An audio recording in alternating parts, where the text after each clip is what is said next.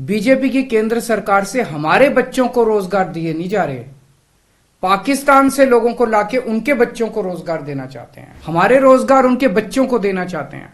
हमारे हक के घर उनमें पाकिस्तानियों को बसाना चाहते हैं। कहां बसाओगे इनको? बीजेपी वाले अपने घर में बसाएंगे क्या इनको? इनके अपने घर में रखेंगे क्या इनको? 10 साल देश पे राज करने के बाद एन चुनाव के पहले इन लोगों को सीए की बात करनी पड़ रही है। अगर 10 साल में कुछ अच्छा काम कर लेते तो शायद आज सीए की जगह अपने कामों पे वोट मांग रहे होते। आज देश के सामने सबसे बड़ी समस्या महंगाई और बेरोजगारी की है। किसी को भी घर चलाना मुश्किल हो रहा है, इतनी ज्यादा महंगाई हो गई है, कमर तोड़ महंगाई हो रही है। उधर हमारे युवा दर दर की ठोकरें खा रहे हैं रोजगार के लिए, उनके ऊपर डंडे लाठियां बरसाई जा रही हैं। ऐसे में सरकार बेरोजगारी और महंगाई का समाधान ढूंढने की बजाय सीए की बात कर रही है, तो ये बड़े दुख की बात है। ये सीए आखिर है क्या? बीजेपी की केंद्र सरकार का कहना है कि 3 देश, बांग्लादेश, पाकिस्तान और अफगानिस्तान, इन 3 देशों के अल्पसंख्यक जो हैं वो अगर भारत की नागरिकता लेना चाहें तो उन्हें भारत की नागरिकता दे दी जाएगी। इसका मतलब बड़ी संख्या में यहां से अल्पसंख्यकों को हमारे देश में लाया जाएगा, उनको रोजगार दिए जाएंगे, उनके लिए घर बनाए जाएंगे, उनको यहां बसाया जाएगा। अजीब बात है ना? बीजेपी की केंद्र सरकार से हमारे बच्चों को रोजगार दिए नहीं जा रहे, पाकिस्तान से लोगों को लाके उनके बच्चों को रोजगार देना चाहते हैं।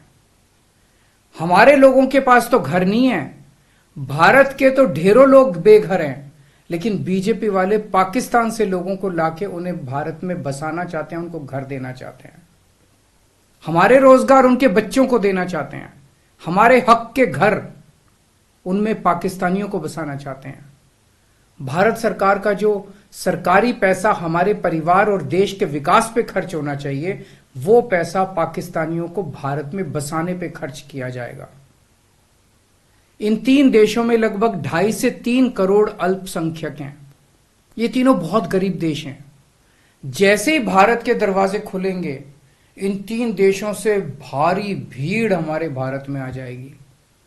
अगर इन 2.5-3 करोड़ में से 1.5 करोड़ लोग भी भारत आ गए तो कौन देगा इनको रोजगार? कहां बसाओगे इनको? बीजेपी वाले अपने घर में बसाएंगे क्या इनको? इनके अपने घर में रखेंगे क्या इनको? बीजेपी वाले देंगे क्या इनको रोजगार? कौन देगा इनको रोजगार? तो प्रश्न उठता है कि बीजेपी ऐसा क्यों कर रही है। कई लोगों से मैंने बात की, कुछ लोगों का कहना है कि यह पूरा का पूरा खेल वोट बैंक बनाने की गंदी राजनीति है। इन तीनों देशों से 1.5-2 करोड़ लोगों को अगर भारत ले आया गया और उनको चुन चुन के इस तरह से देश के अलग अलग भागों में बसाया गया, जिससे जहां जहां बीजेपी के वोट कम है वहां झुग्गियां डाल के अगर इन लोगों को वहां बसाया गया तो वहां बीजेपी का एक पक्का वोट बैंक तैयार हो जाएगा, बीजेपी के वोट बढ़ जाएंगे। और आने वाले इस चुनाव में तो नहीं, आने वाले भविष्य के चुनाव में बीजेपी को इससे बहुत बड़ा चुनावी फायदा मिल सकता है, ऐसा कुछ लोगों का कहना है। मुझे नहीं पता ये सच है कि गलत, लेकिन सबसे बड़ा प्रश्न है कि बीजेपी ये क्यों कर रही है। एक तरफ बीजेपी की हरियाणा सरकार हरियाणा के बच्चों को रोजगार देने में असमर्थ है। रोजगार के लिए हरियाणा सरकार अपने बच्चों को इजराइल भेज रही है। इजराइल में हम सब जानते हैं कि युद्ध चल रहा है, हमारे बच्चों को युद्ध में धकेला जा रहा है। अपने बच्चों को तो रोजगार है नहीं और पाकिस्तानियों को भारत लाके उनके बच्चों को रोजगार देना चाहते हो। मेरी तो यह बात बिल्कुल समझ से परे है। बीजेपी वाले पूरी दुनिया से बिल्कुल उल्टा चल रहे हैं। पूरी दुनिया में कोई भी देश अपने पड़ोसी देशों के गरीबों को अपने घर नहीं लाना चाहता। पड़ोसी देशों के लोगों को अपने देश में आने से रोकने के लिए पूरी दुनिया में हर देश तरह तरह के कानून बनाता है, बॉर्डर पे दीवारें लगाता है, बॉर्डर पे बिजली की तारें लगाई जाती हैं ताकि पड़ोसी देश का कोई भी व्यक्ति हमारे देश के अंदर ना आ सके।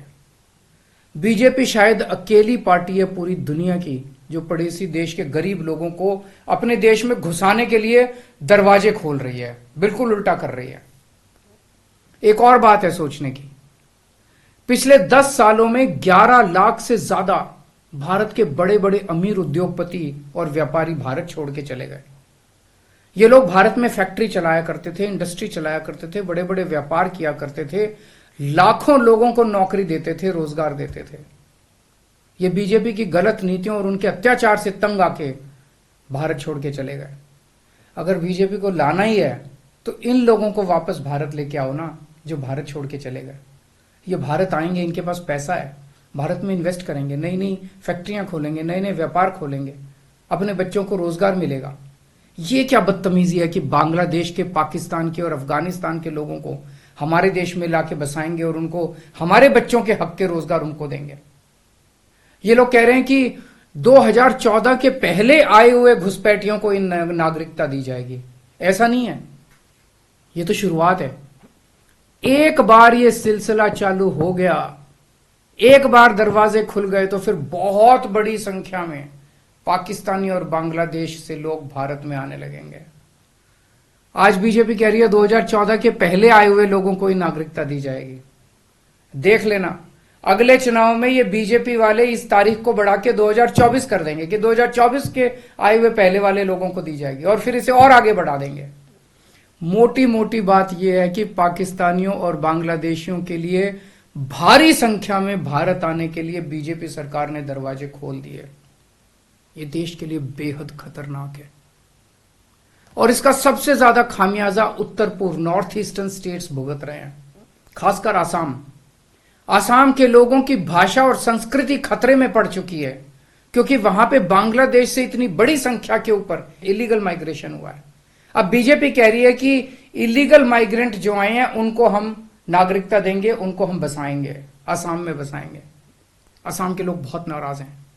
एक तरह से देखा जाए तो हेमंत बिश्व शर्मा जो बीजेपी के मुख्यमंत्री हैं, उन्होंने धोखा दिया अपने लोगों को। अपने असम के लोगों की खातिर उन्हें सीए का विरोध करना चाहिए था। उन्हें कहना चाहिए था कि असम के लोगों की संस्कृति और भाषा दोनों खतरे में है, यह बिल्कुल बर्दाश्त नहीं किया जाएगा। तो दोस्तों, पूरे देश की मांग है कि सीए को वापस लिया जाए। हम किसी हालत में अपने बच्चों की नौकरियां, अपने बच्चों के रोजगार दूसरे देश के लोगों को किसी हालत में नहीं देंगे।